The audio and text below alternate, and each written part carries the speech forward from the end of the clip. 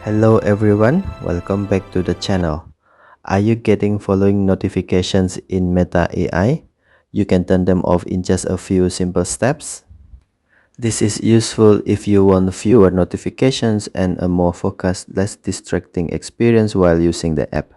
Let me show you how. First, open the Meta AI app on your Samsung Galaxy S26 Ultra. Tap the menu icon in the top left corner of the screen.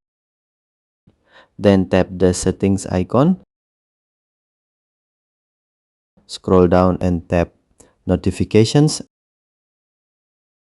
Next, open following and followers. Here you will find the option following. If the toggle is enabled, Meta AI will send notifications related to following activity. To stop these alerts, simply turn the toggle off.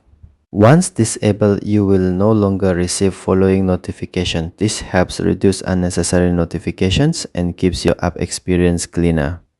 And that's how to turn off following notifications in Meta AI on your Samsung Galaxy S26 Ultra. If you found this video helpful, don't forget to like and subscribe for more simple Android tutorials. Thanks for watching and I'll see you in the next video.